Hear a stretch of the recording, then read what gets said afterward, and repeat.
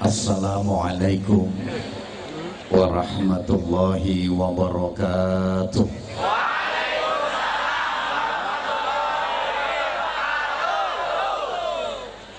Bismillahirrahmanirrahim.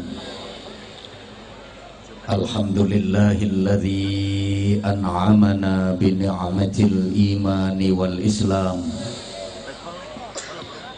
wa amarna bil ittihadi wa silatil arham. Asyhadu an la ilaha illallah wahdahu la syarikalah al malikul alam wa asyhadu anna muhammadan abduhu wa rasuluh khairul anam. Allahumma salli wa sallim wa barik ala sayyidina wa maulana wa syafi'ina wa uswatina wa habibina wa qurrati a'yunina Muhammadin syafi'ina yawmaz ziham wa ala alihi wa ashabihi ila yaumil qiyam. Subhanaka la ilma lana illa ma 'allamtana innaka antal alimul hakim. Rabbi shrah li sadri wa yassir li amri wahlul 'uqdatam min lisani yafqahu qawli waj'al li waziran min ahli. Rabbana atina min ladunka rahmah wa hayyi' lana min amrina rasyada. Wa ba'du, sa'adatal fadil wa ashabal fadail, ulama'anal kurama wa masyayikhunal a'izza, para kiai, masyayikh, asatid, para sesepuh yang saya ta'zimi, yang dimuliakan Allah, pejabat pemerintah dalam semua tingkatannya, yang saya hormati Bapak Bupati beserta Ibu, Bapak Wakil Bupati beserta Ibu, Forum Koordinasi Pimpinan Daerah Kabupaten Banjarnegara yang berkesempatan hadir malam hari ini. Yang saya hormati hadir di tengah-tengah kita Bapak Dandim, Bapak Kepala Kejaksaan Negeri, Kepala Kementerian Agama Kabupaten Banjarnegara, Kepala Pengadilan Agama, Kepala Pengadilan Negeri bersama para staf. Yang saya hormati tokoh-tokoh ormas dari Nahdlatul Ulama, dari Muhammadiyah, dari Syarikat Islam, beserta banom-banomnya. Yang saya hormati keluarga besar Katrako yang dikomandani oleh Mas Anas dan Mas Agung. Yang saya hormati segenap panitia penyelenggara. Yang saya hormati juga para pengleset-pengleset sekalian, juga para cekadar-cekadar yang dongsong di pojokan, karena setiap kita semuanya kepingin dihormati, betul?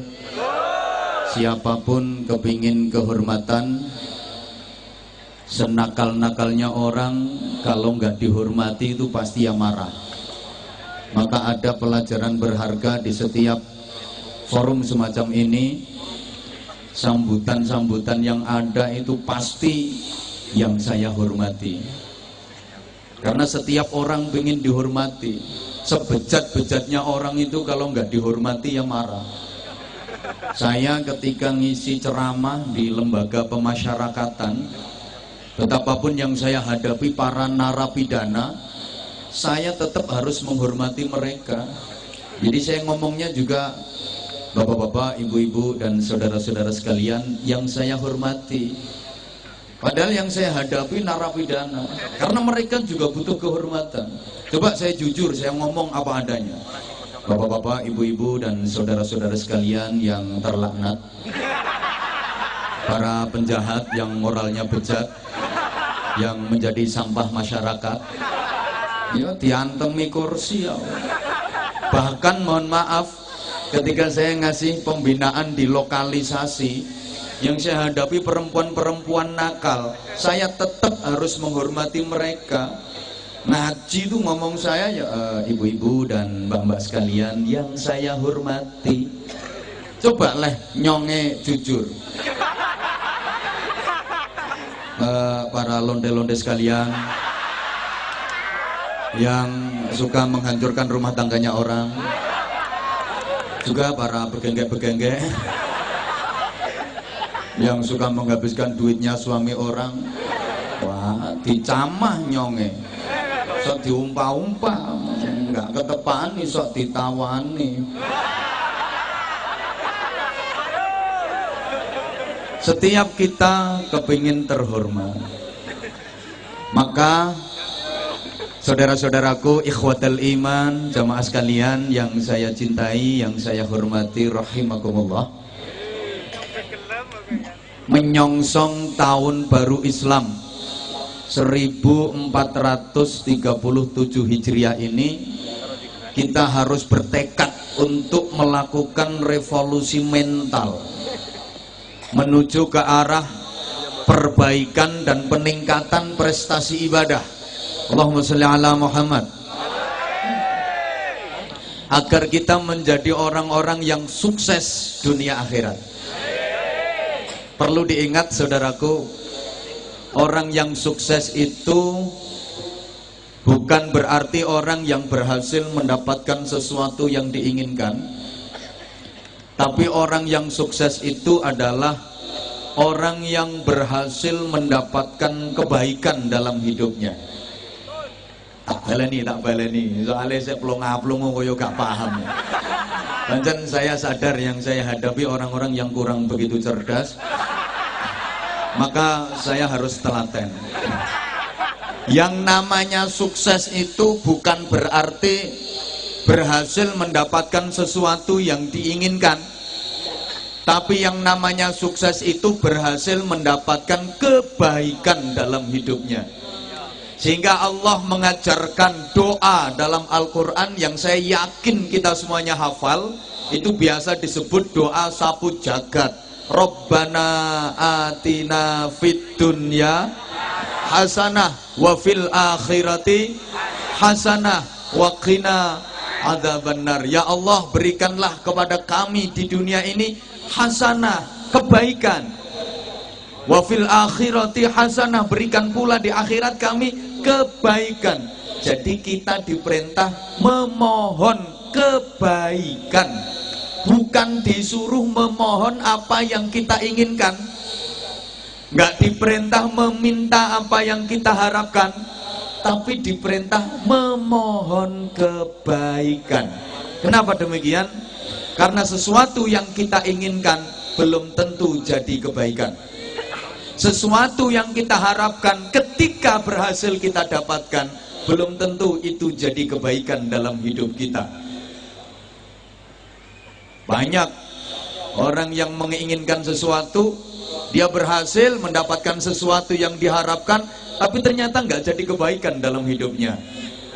Ingin jadi anggota dewan, mulai kampanye saudara-saudara, mari kita berjuang bersama-sama saudara-saudara.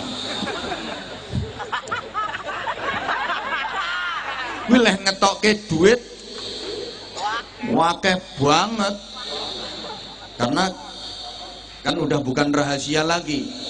Orang sekarang kalau suruh milih pemimpin itu bukan visi misinya apa, karakternya bagaimana, akhlaknya bagaimana, enggak, tapi ukurannya NPWP, nomor piro wani piro.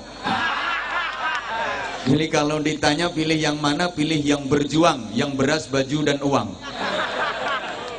Dia kepingin jadi anggota dewan, kampanye sana sini, keluarin duit ratusan juta, berhasil dia jadi anggota dewan, tapi ternyata dapat 4 bulan masuk penjara gara-gara kesandung urusan korupsi. Dia berhasil mendapatkan sesuatu yang diharapkan, tapi itu tidak jadi kebaikan dalam hidupnya.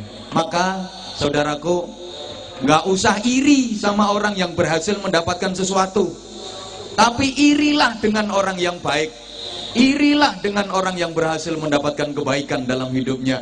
Kalau ada orang ngajinya rajin, jamaahnya rajin, sholawatan rajin, bangun malam untuk sholat qiyamul lail rajin, dia kaya, dermawan, iri sama orang-orang seperti itu. Tapi kalau ada orang yang berhasil mendapatkan sesuatu urusan duniawi, ya nggak perlu iri, karena sesuatu yang didapat belum tentu jadi kebaikan. Ada orang dapat door prize, dia habis belanja di mall, dapat hadiah motor, nggak perlu diiri, karena motor yang didapat belum tentu jadi kebaikan. Dapat hadiah motor, harganya 40 juta, baru 2 hari dinaikin sama anaknya di jalan raya, kenceng, weng, bers, nubruk bokong. Bokongnya tronton.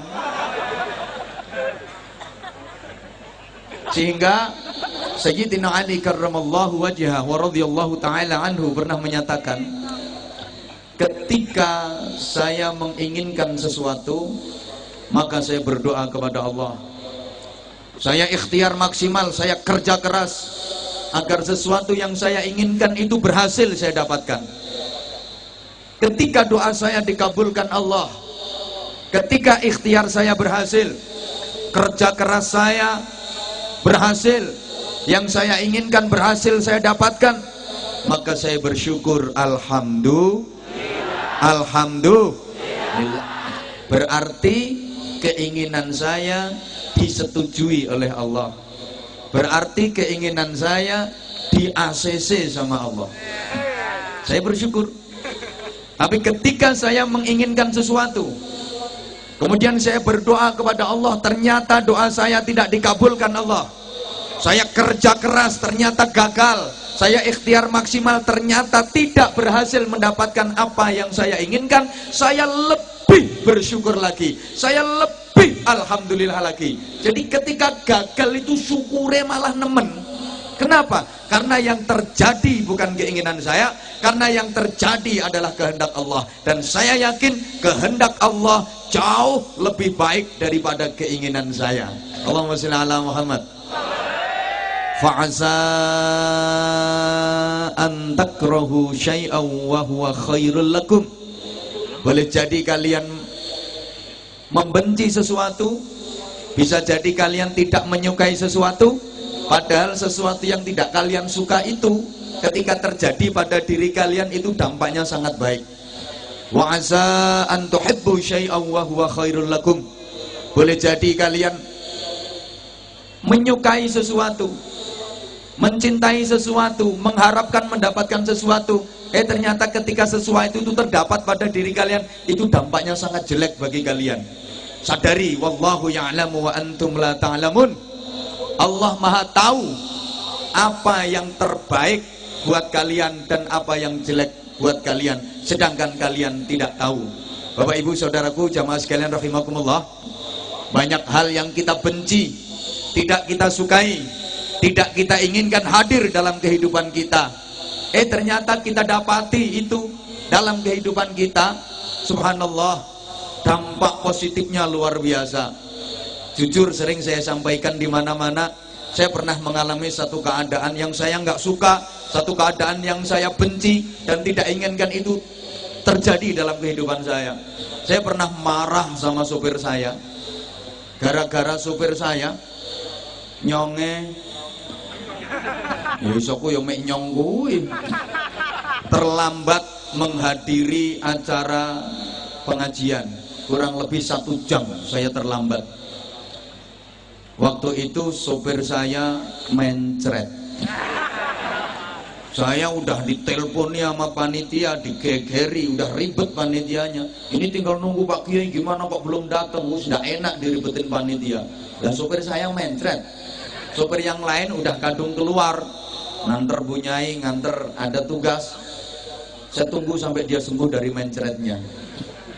Begitu dia sembuh, tak marahin dia. Sopo sing ngongkon mencret. Dia nggak berani ngomong, orang yang marahin saya, tapi mesti batin. Saya kepingin mencret ya sopo. Begitu sembuh langsung, ayo cepet. Naik mobil tuh kecepatan tinggi, saya nggak peduli, nggak mikir risiko. Selama perjalanan tak germengi terus, tak marahin terus. Ayo cepet. Brrr.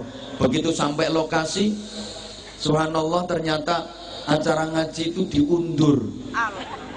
Jangan alhamdulillah dulu. Diundurnya kenapa? Karena di jalan raya dekat lokasi pengajian tadi ada kecelakaan beruntun. 5 mobil brus, gepeng semua. Dan kejadian itu kurang lebih 1 jam yang lalu. Andaikan saya nggak terlambat 1 jam, mungkin mobil saya termasuk salah satu dari 5 mobil yang kecelakaan beruntun dan gepeng tadi. Begitu tahu kejadian itu, sopir yang tadi saya marahi langsung tak omongi, untung awakmu mencret. Ini andaikan kamu nggak mencret, bisa jadi mobil kita termasuk mobil yang gepeng itu.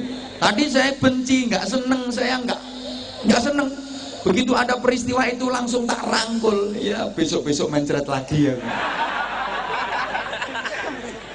Subhanallah, kadang kita menyukai sesuatu tapi ternyata itu dampaknya jelek buat kita.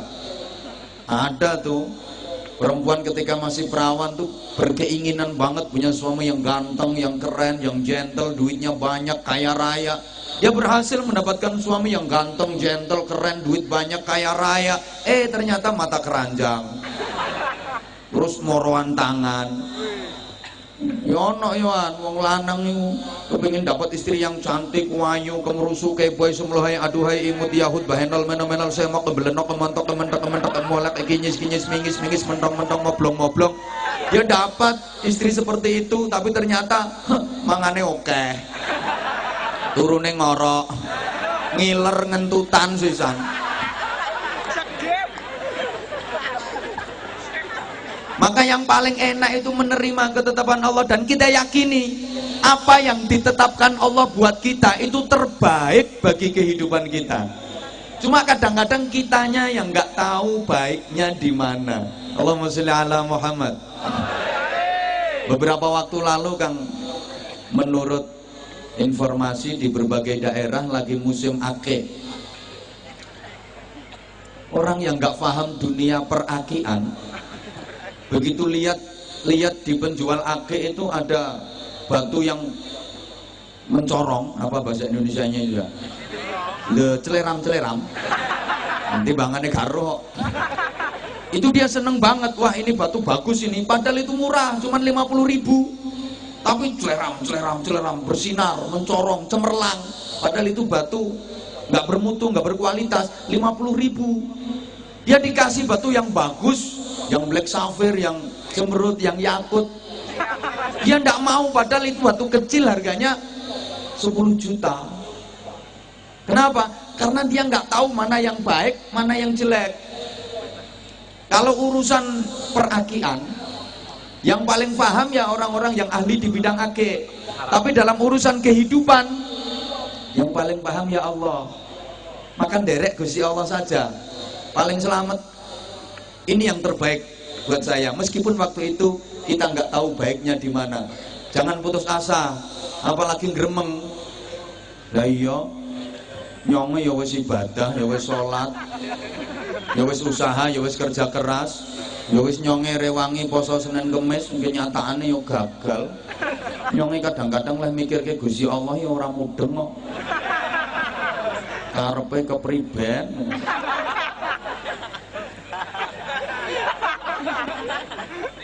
Jamaah sekalian rahimakumullah, mohon maaf kalau saya nanti banyak pakai bahasa Jawa. Mboten napa-napa nggih? Ya wis. Pokoke nek masalah donya niku aja nemen-nemen. nikmat dunia ini nikmat bohongan, nikmat ngapusi, sifatnya mata'ul ghurur, kenikmatan yang mempedaya, kenikmatan yang menipu. Karena nikmat yang hakiki, nikmat yang sejati, nikmat yang sesungguhnya itu nikmat di akhirat. Enak tentunya niki enak ngapusi. Lah enak sing sejati, enak sing asli iku enak ten swarga. Demikian pula loro tentunya niki loro ngapusi. Loro sing asli, loro sing temen, loro ten neraka. Maka kalau dibandingkan enak dunia dengan enak surga, jauh banget. Demikian pula sakit di dunia dengan sakit di neraka, perbandingannya jauh banget. Jamaah sekalian, terkait timbang gatek-gatekke aku. Dunia iki ibarat gambar, akhirat itu aslinya. Saya ulang, dunia iki gambar, lah akhirat itu asline. Gambar sama aslinya sama apa beda? Ya beda, kayaknya mirip tapi beda. Coba gambar mobil sama mobil asli, perbedaannya jauh apa enggak? Jauh bingit. Warnanya mirip, bentuknya mirip, tapi junjungannya yo ado. Lebih berat gambarnya apa lebih berat aslinya? Lebih mahal gambarnya apa lebih mahal aslinya? Yo larang asline, yo abot asline, yo api asline. Halo?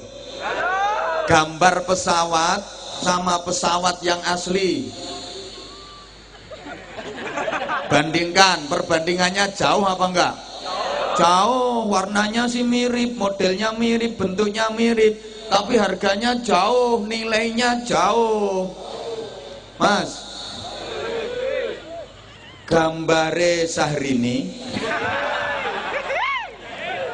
sama Syahrini yang asli, kira-kira sampan pilih gambare apa pilih asline? Sayang Syahrini ini gak arep karo sampean. Ya jauh perbandingannya. Maka Rasulullah Muhammad sallallahu alaihi wasallam menggambarkan, wallahi mad dunya illa karajulin adkhala asbu'ahu fil yammi atau kama qala. Gak ngerti yo ben. Dunia kalau dibandingkan akhirat itu ibarat ada seorang laki-laki yang jarinya dicemplungkan. Iya, kaya lambimu kuwi. Dicelupke. Iki lho, jarinya dicelupke nyang segara, terus dibatek.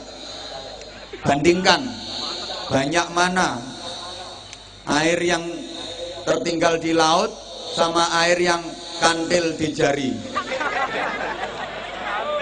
Nah, banyu sing kantil yang driji ki donya, banyu segara iku akhirat. Bandingane sakmono, ana wong lanang drijine dicemplungke segara terus dibatek.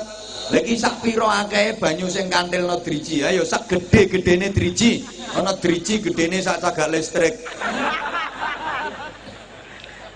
Makane enak dunia nggak ada apa-apanya dibanding enak di surga. Sakit di dunia nggak ada apa-apanya dibanding sakit di neraka. Allahumma sholli ala Muhammad. Jamaah sekalian rahimakumullah, kita kalau mau berpikir seperti ini, memandang dunia ini datar, karena kita memandang bahwa dunia ini hanya gambar dari akhirat. Tentu kita lebih pilih aslinya daripada gambarnya. Betul? Betul? Kalau kita bisa berpikir seperti ini, ningalin donya, nyawang donya ku datar, ndak gampang kemecer, ndak gampang kepingin, ndak gampang gumun. Biasa wong lihat gambar, meskipun rumahnya kecil, jelek, di pinggir kali, ada tetangga bangun rumah kau wedi tumpuk-tumpuk, ya gak kepingin. Gambar kok dikepingin nih. Biasa. Gambar. Omahe elek, nyawang tangga omahe apik, ya ora kepingin wong gambar. Ya padha karo ana wong lanang omahe ditempeli gambare wong wedok ayu-ayu tapi bojone dhewe elek. Sapa ngomong semangatmu? Semangat apa yang malah kudu guyu kok adoh dek dibandingke. Naik motor. Kok motor api, motor elek tahun 80. Di starter tahun 80 iku brugubruk motore elek salib mobil mewah yo gak nelongso gambar yo gak kepingin meskipun dibel dindin nambah mesem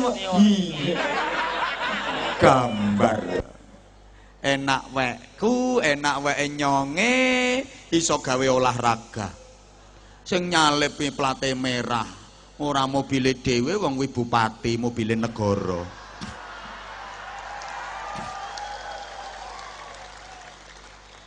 Dadi ora kok atik susah, ora katik nelongso, ora kok terus mikir kapan nyong iso duwe mobil. Ora wong gambar. Oke, Bapak Ibu jamaah sekalian rahimakumullah, tak kasih contoh bahwa enak donya iki ngapusi, enak sing asli niku enak akhirat. Lara donya iki lara ngapusi, lara asli niku lara neraka. Nyonge paringi contoh. Saenak-enake ngrasake enak donya niku sik iso keturon.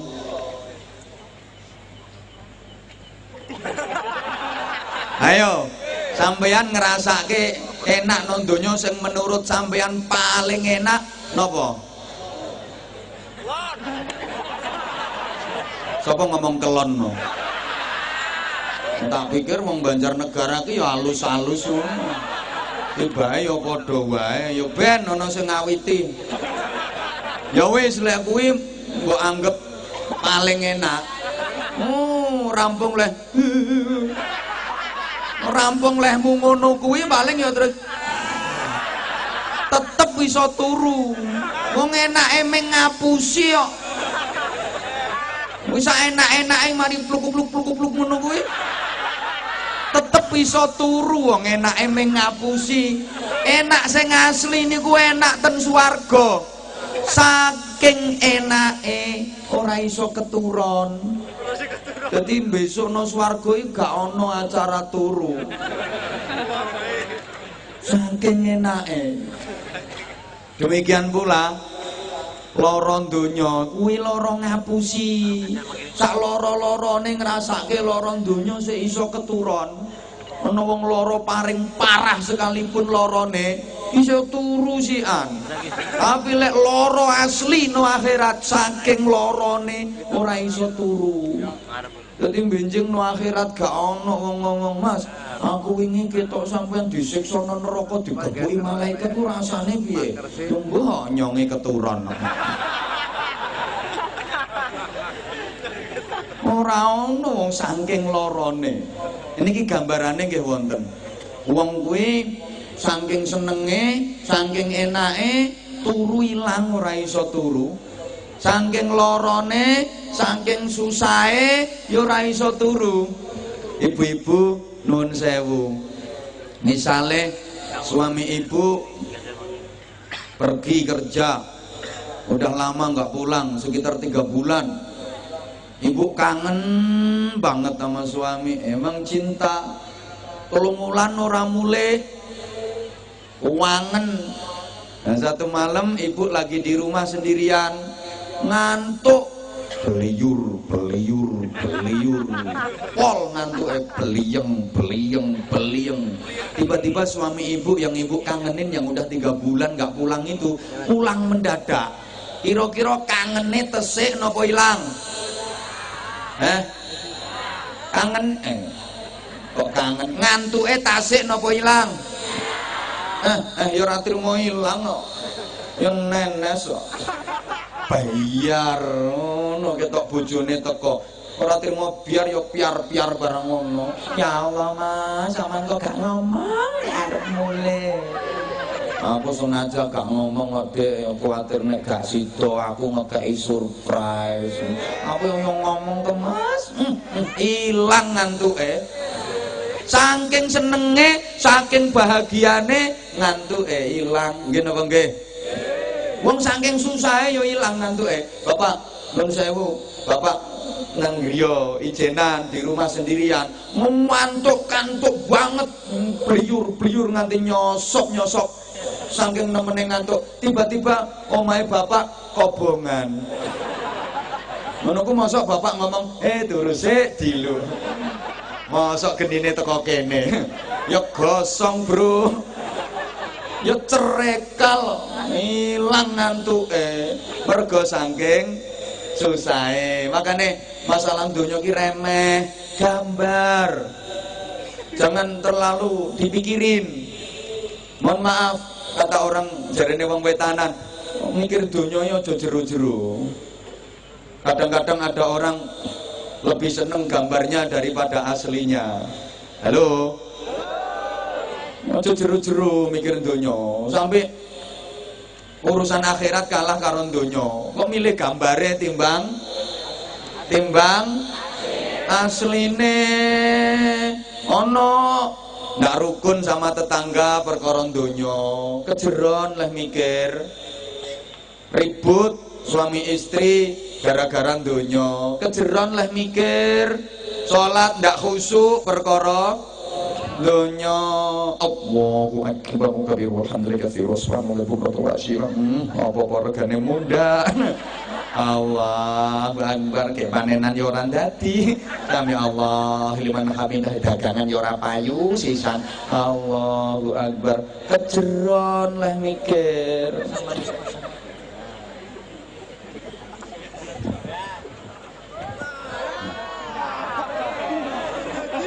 Oleh karenanya, agar kita benar dalam menyikapi kehidupan ini, jamaah sekalian, harus diatur dengan sesuatu yang namanya agama. Agama itu apa? Agama itu perilaku kehidupan. Agama bukan hanya sebuah identitas. Agama bukan sekedar data di KTP. Tapi agama adalah identitas dari perilaku kehidupan. Allahumma sholli ala Muhammad. Kalau agama hanya sekedar data di KTP, bisa jadi nanti orang bilang semua agama sama. Yang penting data di EKTP-nya ada. Halo? Yang ini digatekke ora to?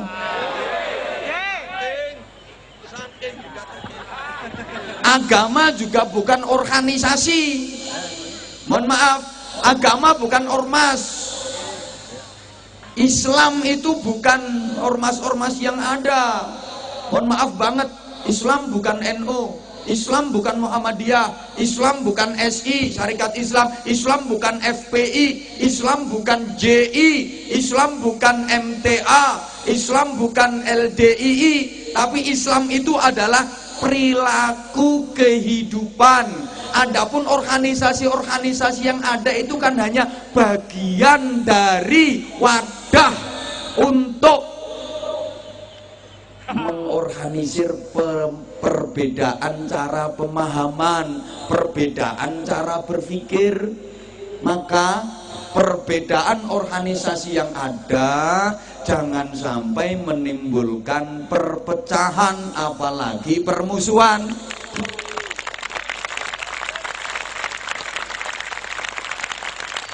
Perbedaan itu sesuatu yang nggak bisa kita hindari. Perbedaan itu pasti ada. Mulai dulu sampai kapanpun, nggak mungkin dong orang semuanya kok sama. Yang hadir sekian banyaknya ini loh nggak ada yang sama. Perbedaan itu pasti. Maka kuncinya ukhuwah, yang pertama kita harus siap berbeda-beda. Karena nggak mungkin orang kok semua sama, itu nggak mungkin. Bapak Ibu saudaraku jamaah sekalian rahimakumullah, termasuk namanya pendapat itu pasti berbeda-beda, dan itu sangat kita butuhkan. Kita butuh pendapat yang berbeda untuk menambah wawasan kita, menambah pengetahuan kita, menambah keilmuan kita. Kalau menurut saya seperti ini, kalau menurut mereka seperti itu. Halo, kita butuh pendapat yang berbeda untuk mengevaluasi, untuk mengukur pendapat kita ini benar atau enggak. Kita juga perlu pendapat yang berbeda agar kita semakin kokoh dan semakin kuat. Yang penting tujuannya sama. Setuju? Bangunan-bangunan rumah, bangunan masjid, bangunan gedung itu bisa kokoh, bisa kuat karena bahannya berbeda-beda. Ada besi, ada semen, ada kayu, ada batu bata, ada pasir, ada keramik, ada gentengnya. Jadilah rumah, jadilah pendopo, jadilah masjid. Coba rumah, lho kok bahannya sama semua. Bahannya pasir kabeh. Dadi omah napa mboten? Yo omahe semut. Justru karena bahannya berbeda-beda itu, tapi saling menguatkan, saling menopang, saling merekat, maka menjadi kokoh, maka menjadi kuat. Bagus sekali Banjarnegara, saya salut. Ada Nahdlatul Ulama, ada Muhammadiyah, ada Syarikat Islam, saling menguatkan. Maka Banjarnegara bisa menjadi hebat. Coba jamaah sekalian rahimakumullah, kita disebut manusia itu karena organ kita beda-beda. Ada kepala, ada tangan, ada leher, ada dada, ada perut, ada kaki, sikil kabeh. Hui. Maka kenyataan masyarakat kita itu sekarang semua potensi ada, tapi kebersamaannya yang masih minim. Kayak toko bahan bangunan itu loh. Ya ono wesi, ya ada kayu, ya ada semen, ada pasir, ada batu bata, tapi berserakan, nggak tertata dengan baik, nggak tersusun dengan baik. Orang pinternya banyak di negeri ini, politikusnya banyak, intelektualnya banyak, ulamanya banyak, orang kaya, pengusahanya banyak. Tapi dewe-dewe. Kalau cari orang pinter di negeri ini subhanallah, luar biasa. Cari yang punya titel apa? Komplit. Ada yang titelnya MM, mumet-mumet. Yang mutar-muter, mubang-mubung, merono mrene. Ada yang MA, modalnya abab. Ada yang SAG, sarjana alam gaib. Ada yang SPD, sibuk mulai dewe. Nah kalau yang ini titelnya IR, itu Ireng Roto. Komplit.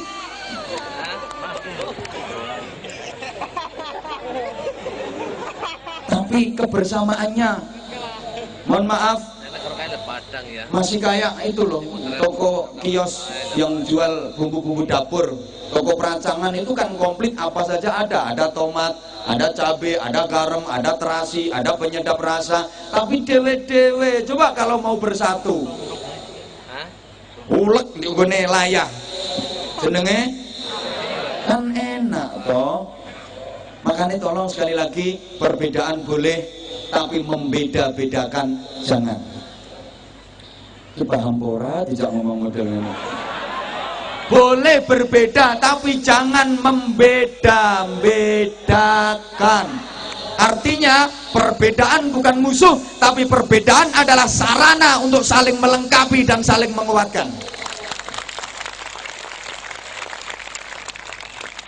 Coba, ada sholat tarawih 20 rakaat, ada sholat tarawih 8 rakaat. Sama apa beda? Yo beda, sapa ngomong podo. Ora iso matematika. Wong 20 ambek 8 kok podo. Sama sholat tarawihnya, cuma beda rakaatnya. Mari kita lihat persamaannya saja, jangan perbesar perbedaannya. Kan tergantung cara kita menyikapi toh. Sampean ikut yang 20 rakaat, sedangkan yang jadi imam sholat tarawihnya cuma 8 rakaat. Begitu imam selesai, tambahi dewe. mari nambahi wae kok repot. Sampean misalnya sholat tarawihnya 8 rakaat, imamnya 20 rakaat. Begitu imam dapat 8, minggato. Rampung dong urusannya. Gitu aja dibikin ribut, dibikin geger. Woi. Maka ada sholat subuh yang pakai kunut, ada yang nggak pakai kunut. Nggak usah geger. Geger tok dulu itu suka geger. Yang bener harus pakai kunut karena itu sunah abad. Kalau ditinggalkan harus pakai sujud sahwi, harus kunut satunya. Nggak usah itu kunut-kunutnya, nggak ada dasarnya, itu bid'ah itu kunut. Subhanallah, ngapain ribut dong sama-sama sholat subuhnya? Dulu di sana-sana ribut, alhamdulillah. Kalau Banjarnegara rukun, tidak ada yang meributkan. Alhamdulillah, Banjarnegara sudah nggak ada ribut soal kunut apa nggak kunut karena sama-sama nggak sholat subuhnya. Nah, apanya yang mau diributin? Saya jadi teringat ketika Buya Hamka, tokoh besar Muhammadiyah, Buya Hamka pergi haji bareng jamaahnya, ketepatan bareng juga dengan Ketua Umum Pengurus Besar Nahdlatul Ulama waktu itu, Allahu yarham Kiai Haji Idam Khalid. Ketika itu naik haji belum pakai pesawat tapi masih pakai kapal laut, berbulan-bulan di laut. Itu jadwal sholat imamnya di jadwal, di giliran.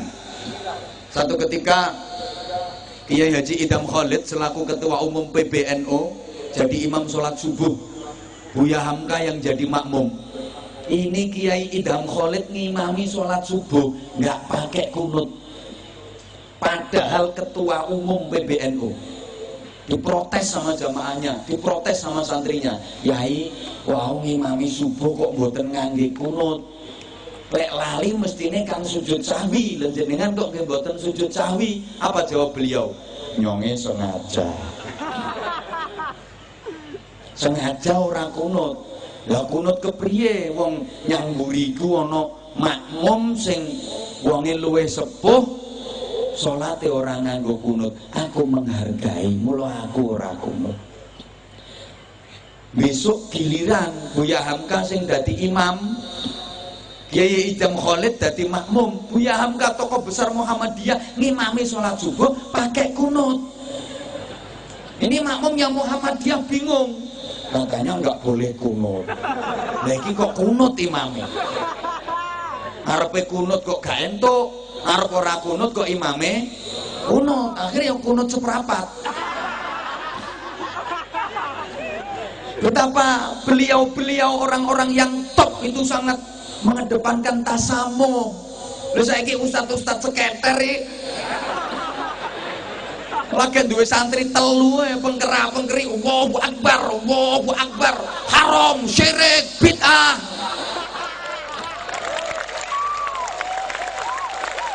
Kadang-kadang demone sembarangan, ngawur, masjid diobong, musola diobong, pasar dibakar, gedung dibakar, sing durung kari WC umum.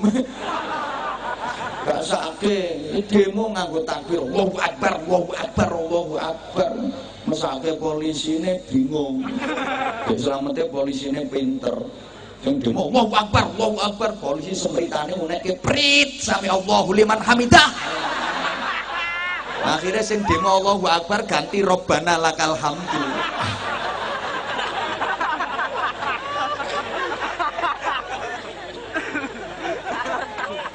Justru perbedaan itu yang bikin indah. Mohon maaf bapak-bapak, lihat wajah perempuan kelihatan cantik dan indah. Kenapa? Karena wajahnya itu beda-beda organnya. Ada mata, ada alis, ada pipi, ada hidung, ada bibir. Coba wajah wong wedok isine untu kabeh dadi apa? Kelihatan cantik karena berbeda-beda. Panggung ini kelihatan indah dan cantik. Kenapa ya? Karena ada besi, ada lampu, ada salon, senajan wis amoh, ada minuman walaupun cuma air putih. Tapi tidak apa-apa, terima kasih, matur suwun. Saya dikasih minum apa-apa itu seneng kok, seneng. Ya, air putih saya seneng, malah menyehatkan. Ini air bening ini. Andaikan ada kopinya ya malah seneng lagi saya. Dan agak betah lama. Misalnya, kalau nggak ada ya nggak apa-apa. Nah, dikasih jahe juga seneng. Saya yang paling nggak seneng itu kalau dikasih minum kopi susu, itu paling nggak seneng. Karena menurut saya kopi susu itu minuman nggak jelas. Nah, kopinya ngajak melek, susunya ngajak turu. Jadi bingung ke.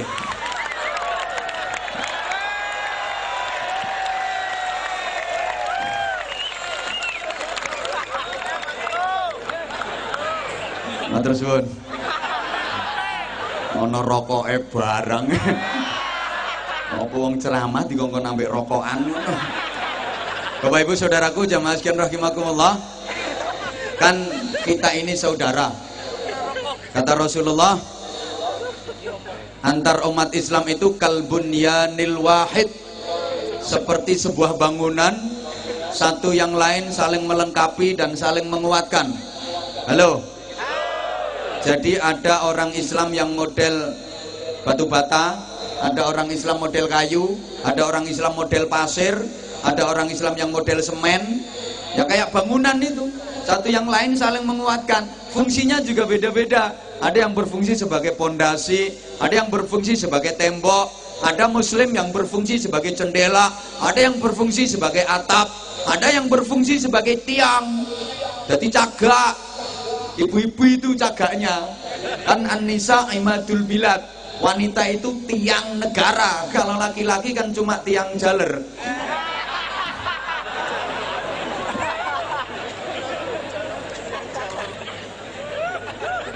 Nah, karena kita saudara, maka ya harus kita pererat lah namanya ukhuwah. Saya sering sampaikan kalau diurut ke atas kita pasti ketemu. Sekian yang datang ini saya yakin mbahnya sama. Kalau mbah nggak sama, naik lagi buyutnya sama. Buyut belum ketemu, nanti naik canggahnya sama. Di canggah belum ketemu, naik lagi, nanti di wareng ketemu. Wareng belum ketemu, naik lagi, namanya udek-udek. Ya, di udek-udek belum ketemu, naik lagi, nanti ketemu di gantung siwur. Gantung siwur belum ketemu, naik lagi, nanti ketemunya di tarangan bubrah. Tarangan bubrah belum ketemu, naik lagi, nanti ketemu di gedebok bosok. Kalau ini masih belum ketemu, saya yakin nenek moyang kita sama-sama seorang pelaut. Nenek moyangku, nah, orang pelaut. Kita berasal dari nasab yang sama, dari Nabiullah Adam alaihi salam dan Ibu Hawa, betul? Lawang dulur kok. Maka yang kedua, ya terus, tapi tolong yang nggak ikut nyumbang nggak usah cerewet. Kari ngrungokke wae kok mekan. Kunci kebersamaan dan kunci ukhuwah. Yang kedua, jangan ingin menonjolkan diri, merasa paling baik, merasa paling penting, merasa paling benar. Ini sumber hancurnya persaudaraan, sumber hilangnya kerukunan. Halo.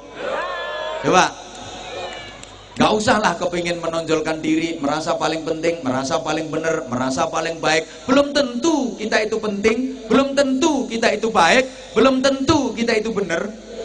Kalau memang kita baik, kalau memang kita benar, gak usah ditonjol-tonjolkan, orang juga sudah tahu kok. Saya sering mencontohkan, bangunan rumah, bangunan masjid, itu ada semennya apa enggak? Ada semennya apa enggak? Semennya kelihatan apa enggak? Nah, untuk kelihatan jasanya, untuk diakui jasanya, tidak harus kelihatan. Bangunan kuat itu karena ada besi, tapi besi nggak kelihatan. Toh semua orang mengakui itu pasti ada besinya. Andai kan nggak ada besinya nggak mungkin kuat. Tapi besi nggak pernah menonjolkan diri, nggak mau ngetok-ngetok ke jasane. Woi, berarti kata kayak. Coba kalau bangunan itu semua bahannya merasa penting, merasa berjasa, terus semua kepengin menonjol. Besi pengen ketok, kayu pengen ketok, semen pengen ketok, pasir pengen ketok, boto pengen ketok, ambruk. Anwar Zahid sing ngadeg nang ngarepin jenengan niki wonten paru-parune mboten? Cobi umpami paru-paru kula kok pengen ketok manggon bathuk.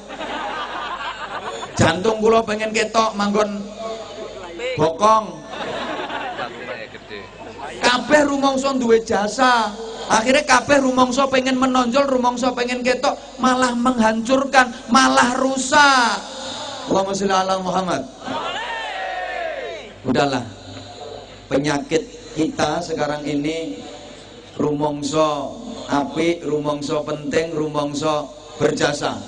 Kalau komponen bangsa ini merasa kelompoknya yang paling penting, kelompoknya yang paling benar, ini sumber kehancuran alamat, nggak bisa bersatu. Karena merasa paling benar, menganggap yang lain salah. Merasa paling pinter, menganggap yang lain bodoh. Merasa paling penting, menganggap yang lain nggak penting. Ini sumber kehancuran berawal dari situ. Uang iku nek apik diketok-ketokke malah ora sida apik. Jadi memang penyakit kita itu seperti itu. Akhirnya seneng pamer. Dalam bahasa agama itu namanya riya. Udahlah, kalau baik ndak usah ditampak-tampakkan, ndak usah diketok-ketokke, kabeh wong ngakoni lek kuwi apik. Apik lek diketokke malah gak sida apik. Ini penyakit. Bu. Ibu misalnya sampean punya saudara kaya, terus sampean dikasih duit 10 juta, seneng napa mboten? Tapi diomongke wae, sampean lak malih ora pati seneng. Mergo apike diketok-ketokke, maringi 10 juta tapi diomongke wae. Ketemu ning pasar, Dek, duit 10 juta teko nyonge isih. Kasih, matur suwun. Ya matur suwun 10 juta kok ora matur suwun. Akeh 10 juta itu. Duet-duet 10 juta. Nggih. Ketemu nyang sawah. Lele Dek, aku takon, nyonge takon, duit teko nyonge 10 juta isih. Kasih. Duet-duet 10 juta ku akeh. Jarang lho dulur maringi 10 juta nek gak nyonge. Nggih, ketemu no pengajian ditakokke jawil. Duwite isih. Sampe nek malih ora suweneng. Tasik, Mbak, tapi arep tak balekke. Lah nyapa kok dibalekke? Kupingku gak kuat. Pokoke apik lek diketok-ketokke ku malah ora sida apik. Nyun pangapunten ibu-ibu itu biasa jasa perjuangannya diketok-ketokke nyang anake.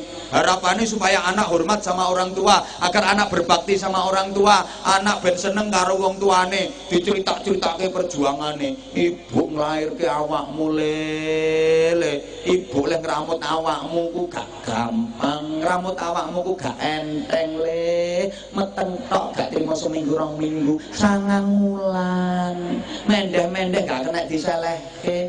Anggitmu ibu lek meteng ngono ku nang sehat, ya lara. Ya muntah-muntah terus. Apa maneh pas nglairke awakmu le ibu ku rasane kaya urip kaya mati. Anak diomongi ngono nang rumangsane tambah seneng. Ya blas. Anak tambah meringis. Jare anak sing ngongkon sapa? Nyonge yo gak njaluk. Salahe sampeyan dhewe. Sampeyan sing nyesek.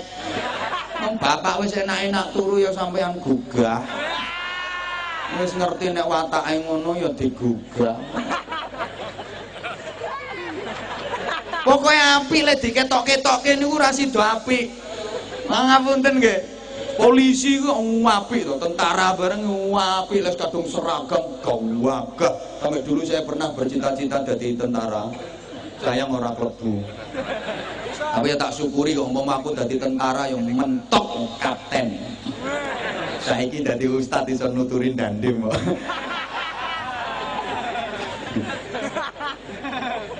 Apik tentara polisi, apik seragam ketok gagah. Tapi nanti ketok-ketokke mau dindi seragam. Bal-balan seragam. Mau warung seragam. Harap no kamar mandi seragam. Turu seragam. ora sida apik. Nggih. Ya wis. Artinya ayo belajar. Ketika kita berjuang di tengah-tengah masyarakat, jangan kepingin menampakkan kebaikan kita. Belajar yang ikhlas. Pakai filosofinya besi. Dia menguatkan bangunan, tapi besi itu tidak kelihatan. Besi tidak mau menampakkan diri. Toh semua orang mengakui kalau itu jasanya besi. Halo.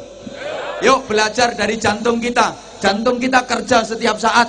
Kita berdiri, jantung kerja. Kita duduk, jantung kerja. Kita tidur, jantung kerja. Tapi jantung nggak pernah banyak omong. Pancene gak iso ngomong. Jantung nggak pernah menampakkan dirinya. Toh semua orang mengakui itu pasti jantungnya bekerja. Pasti ada jantungnya. Bapak mohon maaf, belajarlah dari alat vitale penjenengan. Itu jasanya besar. Sekian yang datang ini semua hasil karyanya dia. Tapi dia nggak pernah mau menampakkan diri. Itulah simbol ikhlas dalam beramal.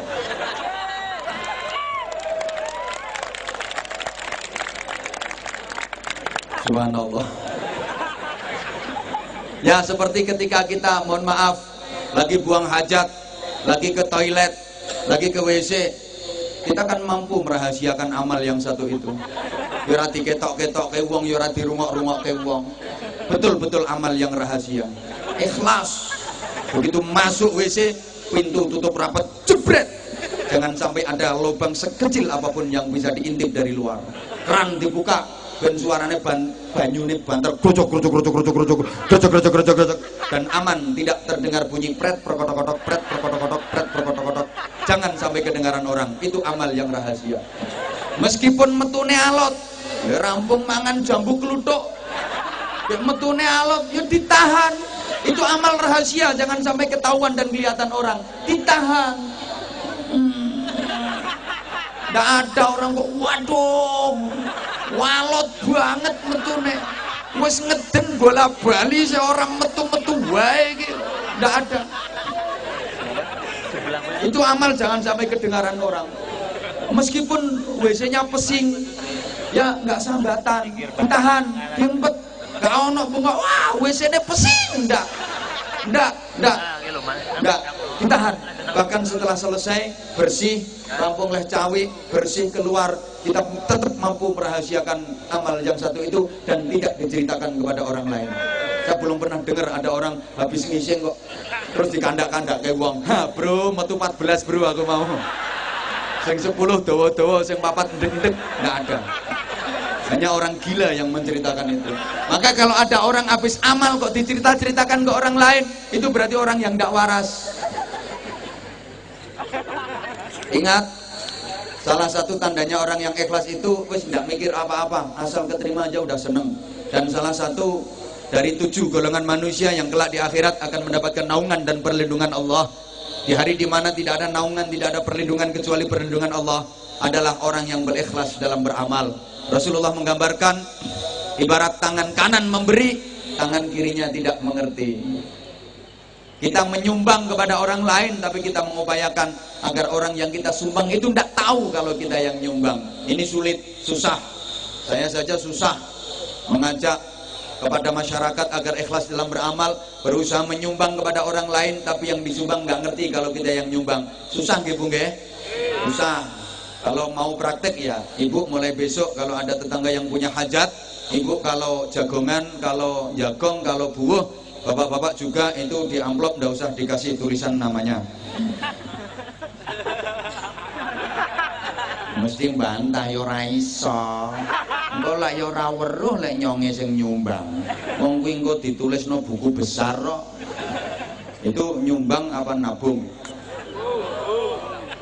Sehingga ketika banyak tetangga punya hajat itu banyak ibu-ibu yang mengeluh. Dapat undangan itu nggak kok seneng, malah undangan meneh. Iya Bu? Oh ngaku. Ya Allah, ya Allah. Saya itu sampai pernah ada yang sambatan ke saya Bu. Madul kayak gini. Saya ini gimana Pak Ustadz, susah. 1 bulan ini dapat undangan orang punya hajat itu 13. Sampai saya pernah ngapusi yo. Lo ngapusi gimana? Ya emang saya lagi nggak punya duit, saya ya berangkat mangkat kula, tapi nggih kosongan amplope. Bareng kula lungguh disuguhi mangan ati kula nangis. Ya ngopo kok nangis? Nggih kula nggih mikir wong ora bayar kok mangan. Ngono ku sik takon kula dosa napa mboten. Nggih kula jawab, golek mboten gadah yatra nggih, mboten usah ngapusi. Wong sing punya hajat itu lho enggak nyuwun duit. Niku nyamung nyuwun doa restu. Lah nek nampa undangan niku diwaos riyin to, niku ming mohon doa restu. Jenengan saja yang salah tafsir.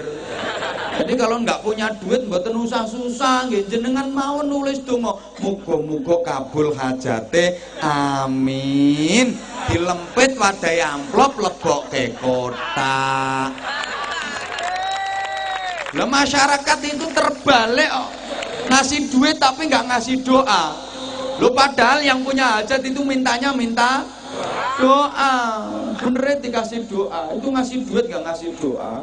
Lagian yang punya hajat itu ya pada kemenyek. Pengintinya minta duitnya kembali ya, pakai assalamualaikum warahmatullahi wabarakatuh, bismillahirrahmanirrahim.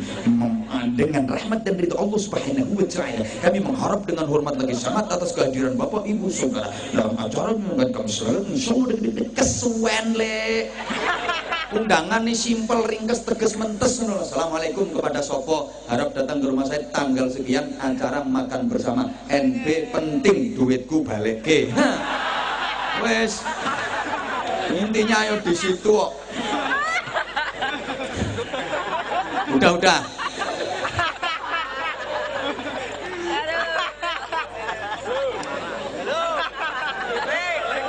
Loh, orang itu kalau merasa paling penting, akhirnya omongannya jelek. Mereka rumongso penting, akhirnya omongannya elek. Suami merasa lebih penting daripada istri, merasa lebih baik daripada istri, akhirnya suami omongannya elek. Demikian pula istri kalau merasa lebih baik daripada suami, omongannya elek. Merasa lebih penting, merasa lebih baik dari sing lanang. Dek, kurang apa aku ambek sampean? Kurang apa nyong ambek sampean? Tapi balesane sampean kok ngene. Orang ngetok ke, nggak rasa ke nyonge dadi bojo sampean 5 tahun orang ketemu enak, keliru nyonge oleh bojo sampean. Dari sing wedok, Mas, ngomong apa? Rumangsamu aku ditangkep dari bojomu nangkep enak. Ya ora penak. Aku yang ngempet Mas, ngempet. Nah, aku nyawang rupamu aja kulino sawanen. Dari sing lanang, aku oleh bojo awakmu yo rugi. Aku badhe apa oleh bojo sampean?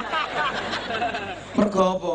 Rumangsa penting, rumangsa apik. Coba nek gak rumangsa penting, gak rumangsa apik. Yo enak lek ngomong, Dek, sing sabar yo, Dek.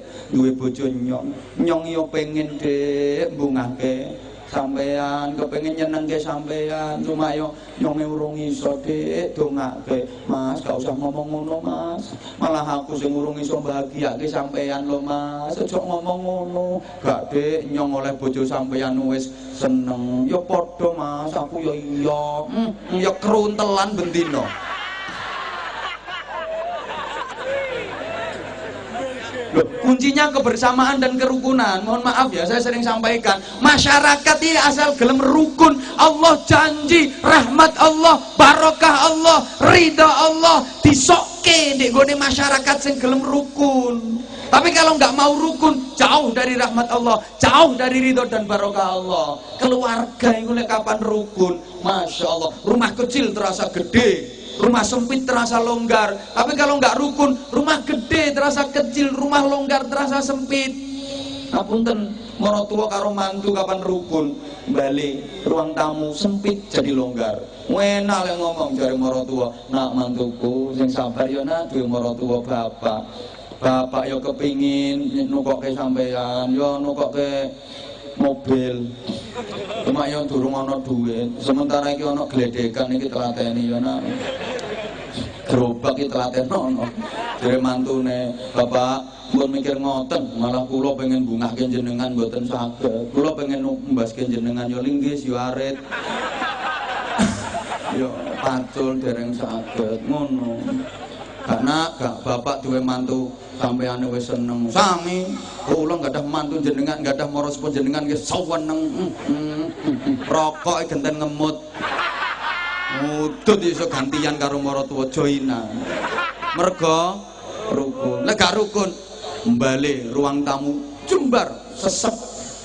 Mertua lagi duduk enak di ruang tamu, menantu dateng, sik nyengungu, ketok mertuane, balik mantune, mencelat. Ketemu konco ditakoni, nyapa mas kok gak sida mlebu omah? Musuhe nyong urung turu kok. Subhanallah. Mohon maaf, suami istri juga gitu. Kalau nggak mau rukun, amben jembar krasa sesek, amben sak panggung iki. Tapi lanang wedok sak bojone lanang wadon ora rukun, sesek arep turu dosok-dosokan wae jare sing lanang srodok mrono. Panas iki lho, panas ungkep mrono, jejeg sisan. Jare sing wedok, sampeyan sing mrono, kelekmu ora betahi wong. Kelek ngelokke sirah terus ke semaput aku. Turu nang pinggir karo ndep pipis glundung bareng. Tapi nek rukun, maaf, tempat tidur yang sempit terasa longgar, amben ini cuma setengah meter. Tapi suami istri rukun, jembar. Sing lanang bingung, Dek, amben mau setengah meter lah gak kamot gawe turu wong loro. Sing wadon tawenang, ya kamot Mas, kok gak kamot, ya kamot. Sing lanang malah bingung, lah carane kok priben, Dek? Ya tiakal to, Mas. Ya tiakal kaya winginane kae. Ya sampean kok dhuwur nyange kok ngisor. Kamot to. Mergo beres, angger rukun nih beres. Niki pentingnya hablum minan nas. Orang yang solih, sempurna, mulia dan dimuliakan Allah, itu yang solih ritual sekaligus solih sosial. Allahumma sholli ala Muhammad. Solih ritualnya bagus, solih sosialnya juga bagus. Hablum minallahnya top, hablum minan nasnya top. Mbok kapati paham model diomong. Tak kasih contoh. Ini jadi orang yang mulia dan dimuliakan, terhormat. Panglima Besar Jenderal Sudirman. Beliau luar biasa. Jenderal Sudirman itu pahlawan, pejuang kemerdekaan yang tidak pernah ditangkap sama penjajah. Selama memimpin perang baik merebut maupun mempertahankan kemerdekaan, Jenderal Sudirman itu nggak pernah ketangkep sama penjajah, nggak pernah ketangkep Belanda, nggak pernah ketangkep Jepang, nggak pernah diasingkan, nggak pernah dibuang, nggak pernah dipenjara.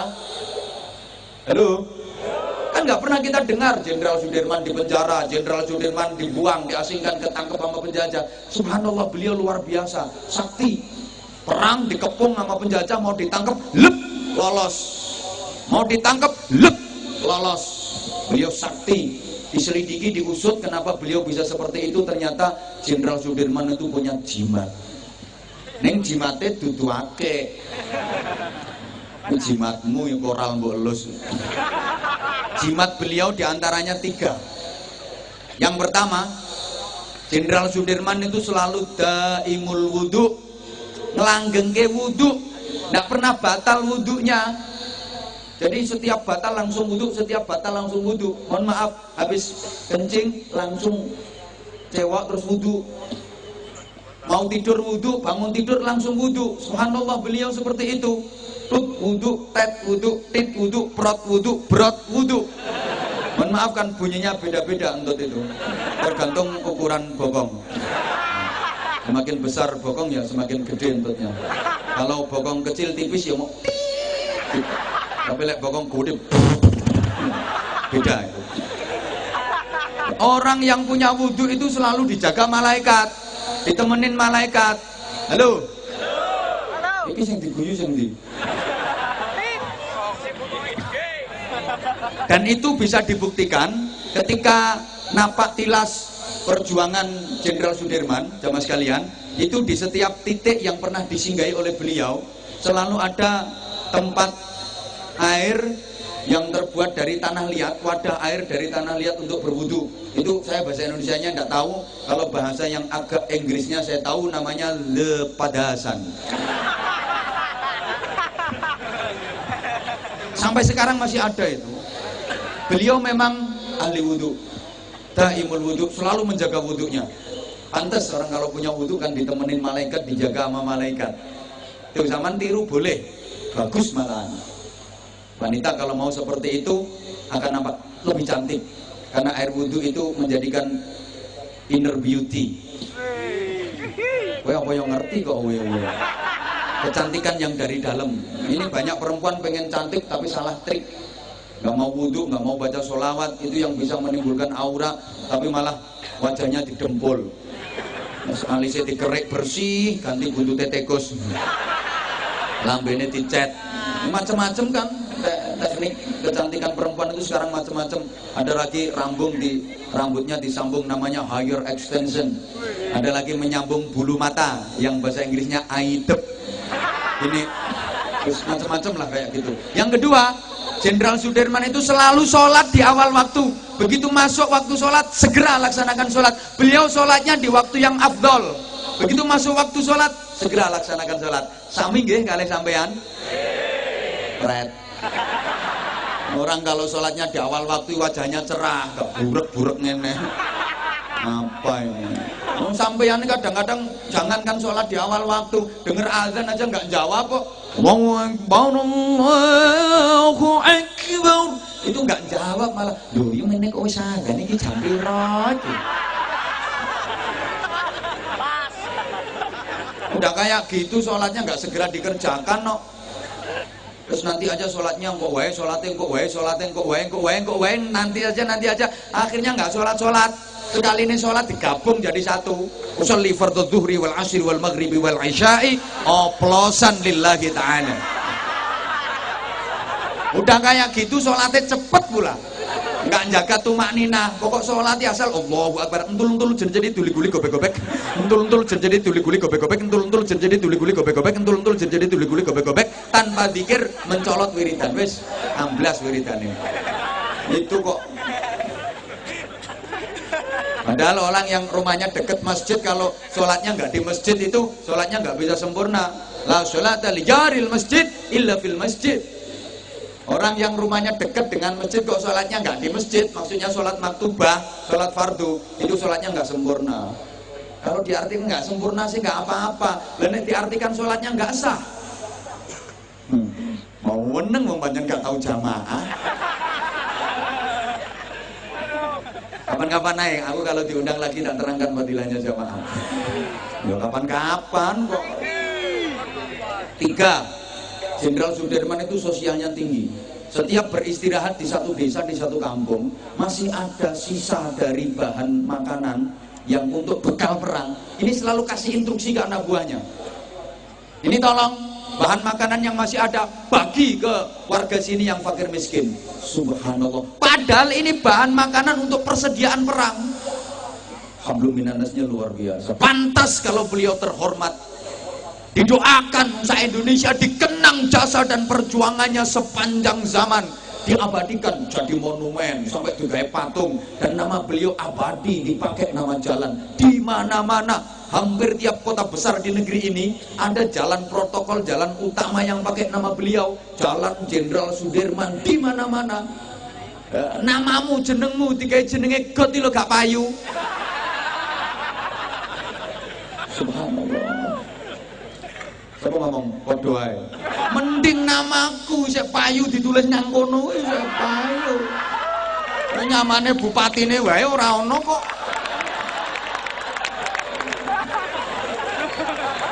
Halo.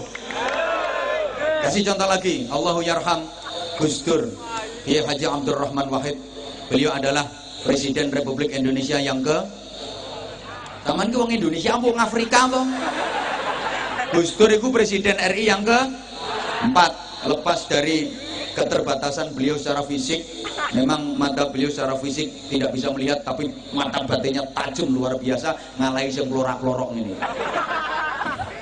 Subhanallah, Gus Dur luar biasa. Secara fisik memang tidak bisa melihat mata beliau. Waktu jadi presiden pun kemana-mana ya nuntun. Maka waktu beliau jadi presiden banyak yang demo itu sakit hati saya, loro hati nenyo. Demo ngawur ngomongnya. Gus Dur harus mundur, Gus Dur harus mundur. Rasanya hati, mundur piye wong maju nuntun kok mundur. Ngawur ngomongnya. Sakit tau. Beliau hebat. Mohon maaf. Sampai jadi presiden demokrasi sandonya. Gaji PNS naik waktu Gus Dur presidennya. Gaji TNI Polri naik waktu Gus Dur presidennya. Nggih mboten? Mohon maaf. Sudah wafat Gus Dur, tapi subhanallah kemuliaannya luar biasa. Yang ziarah ke makamnya Gus Dur tiap hari tidak pernah kurang dari 3.000 orang. Tiap hari. Jadi informasinya para peziarah ke makam Gus Dur itu tiap hari nggak pernah kurang dari 70 bus. Tiap hari. Lah sampean-sampean ki sok lek wis mati kira-kira sing ziarah kuburmu ana pirang gerobak. Pirang becak. Sak tosa nggak penuh. Anakmu ya gak kira maro kuburmu ora mau tinggali warisan. Gus Dur bisa begitu luar biasa. Kenal dunia, diakui dunia. Padahal Gus Dur itu ibadahnya ke Allah biasa. Nonge tahu persis. Gus Dur itu kalau sholat subuh cuma 2 rakaat.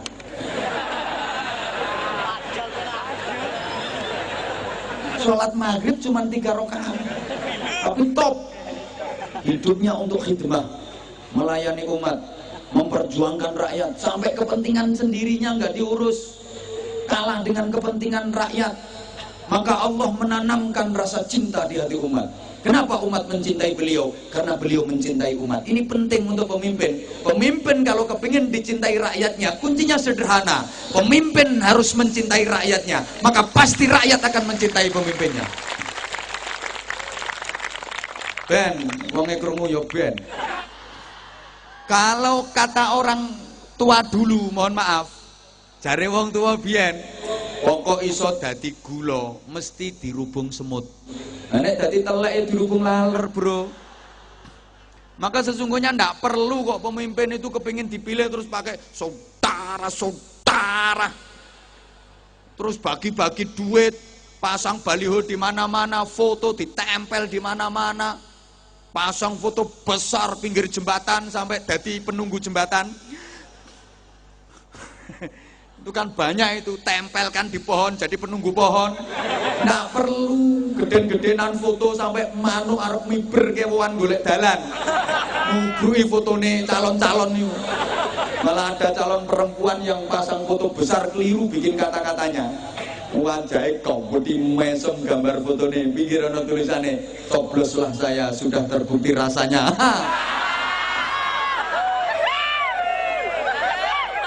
Nggak perlu, bersihkan niat, luruskan niat. Asal berniat mensejahterakan rakyat, membela kepentingan rakyat, otomatis rakyat akan mencintai kok. Itu wis otomatis sih. Sekarang di mau. Nah, lepas subhanallah memang ibadah itu ya hablum minallah ya hablum minan. Nah, jadi ajarannya seperti itu. Bukan kok terus cuman Allah tok sing dipikirke terus gak ngurus urusan dunia ini ya enggak bener. Cuman muter tasbih kok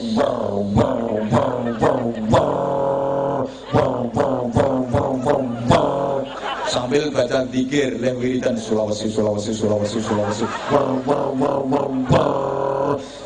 Sulastri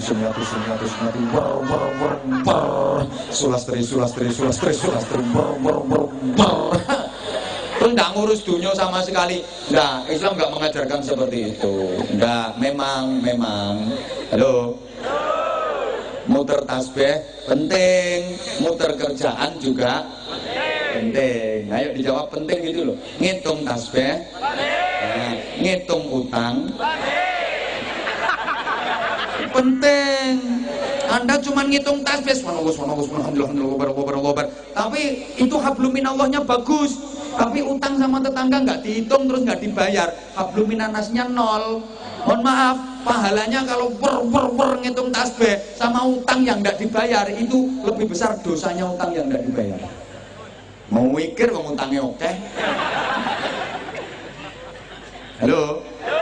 Masalah utang itu penting banget kok. Sampai orang mau berangkat haji itu utang harus diberesin. Kalau utangnya nggak beres, merawaske.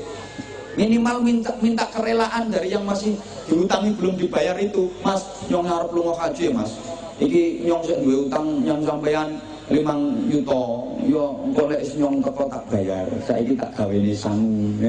Yo gak apa-apa, berangkat, mangkat. Lah nek wong ngomongnya ora iso. Bayar dhisik. Duitnya nyonge balekke. Wajib dikembalikan dulu itu. Kalau nggak bayar, dia tetap berangkat haji. Hajinya sah, asal syarat rukun wajibnya dikerjakan sah. Cuma safarnya dihukumi safar maksiat. Bayangke to, tawaf ngubengi Ka'bah ping 7 catetane tawaf maksiat. Halo. Hajinya yang nggak mungkin mabrur. Kan haji itu tingkat-tingkatan toh. Kita udah belajar fikih. Tingkat paling tinggi dambaan setiap orang yang dijamin surga, dibebaskan neraka, diampuni dosanya disebut haji mabrur. Tingkat di bawahnya namanya haji makbul. Asal keterima hajinya, urusan pahala nggak tahu, pokok keterima. Ini haji makbul. Tingkat di bawahnya namanya haji mardud. Paling jelek sendiri disebut haji muhyiddin. Tukang bubur naik haji itu haji yang paling nggak genah. Makanya ribut terus sama Hajar Rumi itu. Duitnya harus beres. Kalau nggak beres, wah, punya utang sama orang ya belum dibayar, apalagi hasil korupsi. Jangan berharap hajinya diterima Allah.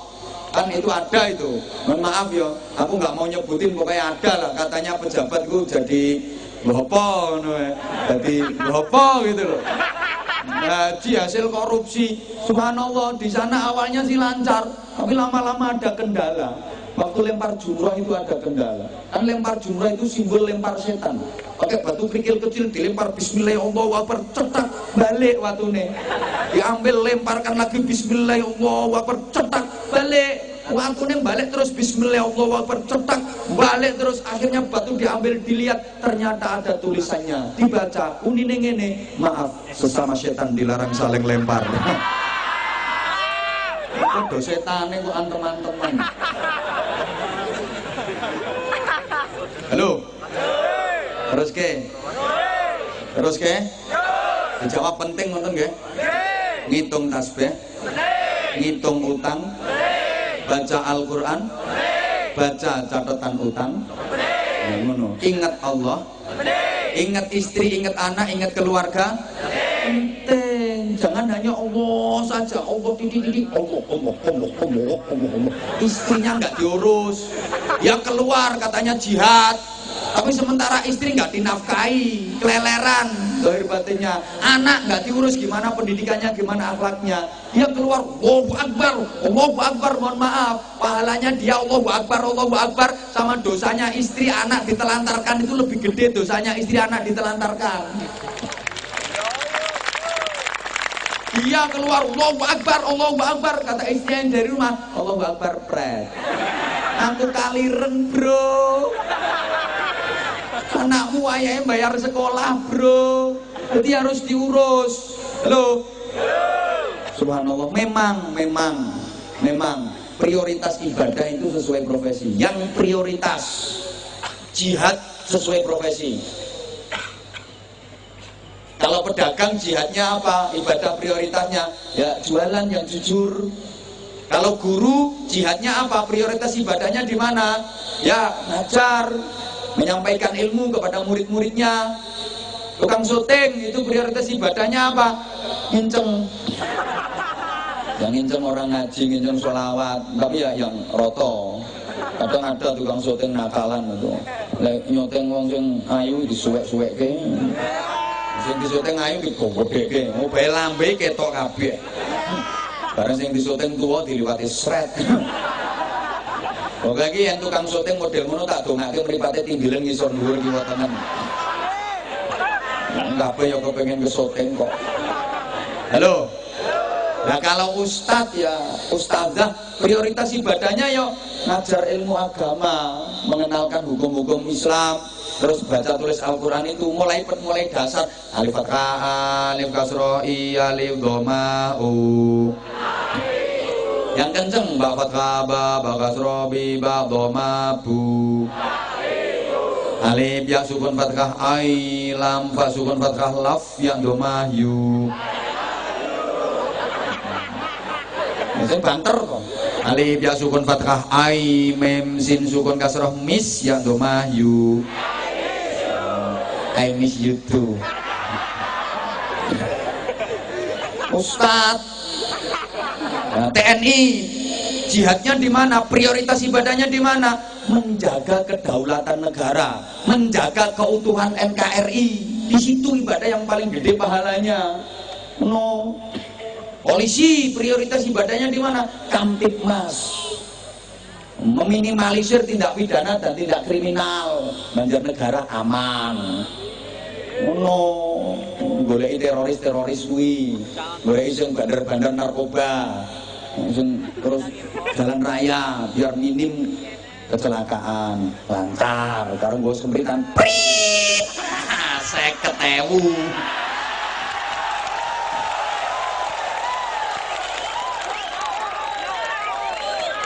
Nah, sing keplok-keplok jelas pernah ketilang. Kenapa sampean kok ditilang? Lo sampean melanggar. Coba sampean nggak melanggar, nggak mungkin ketilang. Anane ditilang karena sampean melanggar. Ini gambaran di dunia aja sampean melanggar, ditilang sama petugas. Lebih-lebih urusan akhirat, sampean melanggar aturan Allah, ditilang sama petugasnya Allah.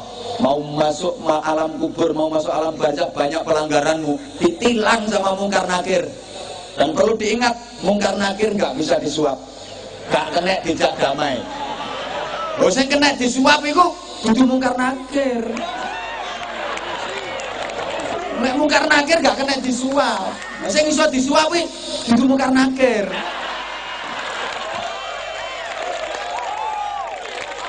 Lo kalau sampean nggak melanggar nggak ada ditilang. Motor lengkap, SIM punya, STNK-nya ada. Nah, tapi helmmu bola atom itu, bola plastik, mbok siker taleni rafia.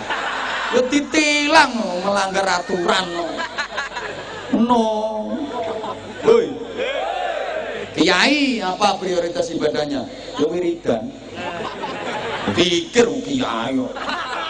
Ya Allah ya Rahman ya Allah ya Rahim ya Allah ya Rahman ya Allah ya Rahim ya Hafidhu ya Nasir ya Wakil ya Allah ya Hafidhu ya Nasir ya Wakil ya Allah. Ini wiridan ya Latif ya Latif ya Latif ya Latif ya Allah ya Qadim ya Allah ya Qadim ya Allah ya Qadim. Orang amil enggak usah, langsung Qadim. Ya Allah ya Qadim ya Allah ya Qadim ya Allah ya Qadim. Orang amil enggak usah disebut, itu enggak masuk Asmaul Husna itu. Engko pas koramile iri minta disebut kebisan, enggak selangsung Qadim. Ya Allah ya Qadim ya Allah ya Qadim. Ini prioritas ibadah yang jihadnya gitu. Ya Sami'u ya Basir ya Sami'u ya Basir ya Sami'u ya Basir. Nanti lama-lama ya ya dana ya dana ya dana ya dana ya dana ya dana. Bangun masjid kentekan semen. Kan perlu dana ya dana ya dana ya dana ya dana. Nah kalau pejabat, nah kayak Pak Bupati, Pak Wabub, ini prioritas ibadah jihadnya di mana? Ya tanda tangan sama stempel. Teret, cetok. Ini yang menghasilkan pahala besar. Artinya ada proposal masuk untuk apa, dilihat pembangunan masjid. Nggak usah banyak pertimbangan. Oh gawe masjid toh, ambil pulpen, teret, stempel, cetok. Ini jabatannya barokah. Wah ini proposal untuk pembangunan pesantren. Oh bangun pesantren. Oh pulpen. Teret, stempel, cetok, beres. Pembangunan tempat prostitusi, ojo. Nah ini perlu tanda tangan dibubarke. Nah ini jabatan barokah ya seperti itu. Jangan kok. Oh proposal apa ini? Bangun masjid Pak Bupati. Jelok dananya 400 juta. Iya tak ACC, tapi nanti kalau cair saya 20%. Kualat dunia akhirat. Pokoknya ada yang model seperti itu, apapun jabatannya, yakin kualat. Matinya jelas melorok. Matinya mesti mangap, mau melet. Kadang belum mati wis setruk. Tapi karek duit banyak, istri cantik, tapi dene ndak iso apa-apa kan. Istrinya masih muda, kata istrinya. Pak, ini duit pakai apa, Pak?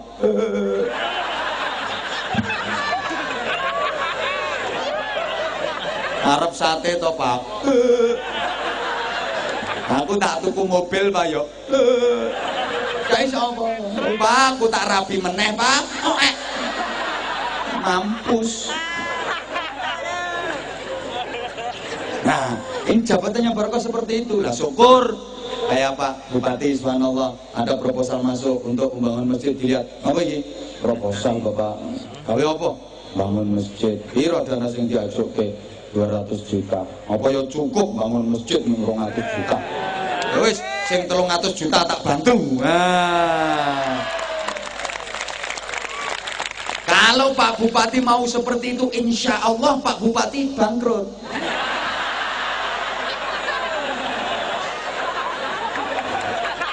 Kabeh masjid ngono lah nyonyor dadi bupati. Jadi dongake, mudah-mudahan beliau diberi kekuatan zahir batin oleh Allah Subhanahu wa taala. Mampu menunaikan amanah dengan baik. Dan besok di akhirat mampu mempertanggungjawabkan amanah. Sehingga menjadi pemimpin yang adil. Yang dijamin masuk surga pertama, masuk surga awal. Ngono, iki ana bupati didongake kiai sing ngamini jamaah semene akeh iki kuwi nambahi piro iki. Maksudnya nambahi waktu ngajinya ini. Aku sering nyonge sering ngaji bareng pejabat didongake alhamdulillah mandi. Periode maneh ora usah kampanye dadi. Kalau ono sing nyalon dadi gubernur kepilih. Tapi rata-rata nambahi. Iki yang ngono iki, apa nambahi ya. Dan demi kapan nambahi munggah dadi pangdam. Ngono. Orang nambahi mudun dadi koramil. Dadi dan ramil. Bupati barangnya ra nambahi sok kepilih dadi RT. Ini yang prioritas.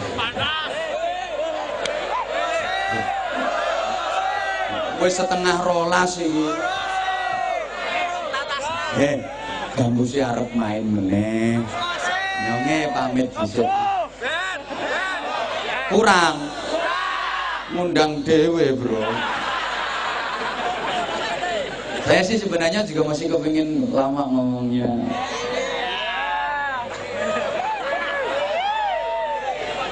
Nggih, insyaallah. Mudah-mudahan yang saya sampaikan dibarengi hidayahnya Allah. Kurang, Bu. Yo, kapan-kapan. Mohon maaf. Saya yakin di sana sini dari keterangan saya banyak kekurangan, banyak kesilafan. Ki Anwar Zaidi omongane kasar, pun kaget wong Jawa Timuran, wong wetanan omongane kasar. Pancen senes turunane bangsa halus. Tapi tidak semua yang kasar itu jelek, ada yang manfaat. Ya, ya kasar-kasare lumut breseti, ning kasar-kasare parut manfaati. Kasar-kasare kadut madai, kasar-kasare kasut kaos kaki. Nah, kasar-kasare kancut ngadai, kasar-kasare janggut ngangeni. Janggute wong nom, janggute wong tua wis putih yang gilani. Jadi saestu Anwar Zahid ingkang bodho niki sedaya khilaf, sedaya salah datang panjenengan. Kula nyuwun agungipun pangapunten. Mudah-mudahan Banjarnegara senantiasa dalam lindungan Allah. Mudah-mudahan majelis malam hari ini menjadi titik tumpu rahmatnya Allah diturunkan untuk Banjarnegara khususnya dan untuk negeri Indonesia tercinta ini pada umumnya. Pesan kula agama ageme ngaji dipun lampahi, dipun tindake, jadilah warga negara yang baik, masyarakat yang baik. Asal masyarakat baik, insya Allah nanti negara ini akan dibikin baik oleh Allah Subhanahu wa taala. Mudah-mudahan betul-betul cita-cita kita bersama baldatun thayyibatun wa rabbun ghafur. Ala hadhihi niyyah wa ala kulli niyatin shalihah. Bijahin nabiyir rahmah wa syafi'il ummah. Wa biniyati du'al qabul li ijabati sul husulil amali wal ma'mul. Bijahi sayyidina Rasul Muhammadin sallallahu alaihi wasallam. Ala man nawaina wa ala man nawabi salafuna salihan. Ajarakumullah al-Fatihah. minasyaitonir rajim. Bismillahirrahmanirrahim. Alhamdulillahirabbil alamin arrahmanir rahim maliki yaumiddin. Iyyaka na'budu wa iyyaka nasta'in. Ihdinas siratal mustaqim. Siratal ladzina an'amta 'alaihim ghairil maghdubi 'alaihim waladdallin. Rabbil firli wa liwalidayya wa lil mu'minina amin ya rabbal alamin. Allahumma shalli 'ala sayyidina Muhammadin wa 'ala alihi wa sallim. Radhiyallahu tabaraka wa ta'ala an kulli sahabati Rasulillahi ajma'in walhamdulillahi rabbil alamin. Allahumma ij'al jam'ana jam'an marhuma wa tafarruqana min ba'dihi tafarruqan ma'suma. Allahumma innaka ta'lamu dhunubana faghfirha wa innaka ta'lamu 'ayubana fasturha wa innaka ta'lamu hajatina faqdiha kafa bika waliyyan wa kafa bika nasira. Allahumma sallimna wa sallim dinana wa sallim dunyana wa sallim akhiratana wa la tusallim tanazzu'i imanana wa la tusallim 'alaina man la yakhafuka wa la yarhamuna warzuqna khairal dunya wal akhirah innaka 'ala kulli syai'in qadir wa bil ijabati jadir. Allahumma lakal hamdu wa ilaikal mushtaka wa antal musta'an wa alaikal balagh wa la hawla wa la quwwata illa bik. Allahumma inna nas'aluka al khaira kullahu wa na'udzubika minasy syarri kullih ya man bi yadihil khairu kulluh. Rabbana hab lana min azwajina wa dhurriyyatina qurrata a'yun waj'alna lil muttaqina imama. Rabbana atina fid dunya hasanatan wa fil akhirati hasanatan wa qina adzabannar wa qina adzabannar wa qina adzabannar wa adkhilna al jannata ma'al abrar bi rahmatika wa fadlika ya aziz ya ghaffar ya rabbal alamin. Jazallahu 'anna sayyidina Muhammadan sallallahu alaihi wasallam ma huwa ahlu bi fadli subhana rabbika rabbil 'izzati 'amma yasifun wa salamun 'alal mursalin walhamdulillahi rabbil alamin. Subhanakallahumma wa bihamdik asyhadu an la ilaha illa anta astaghfiruka wa atubu ilaik. Wallahul muwaffiq ila aqwamit thoriq. Assalamualaikum warahmatullahi wabarakatuh.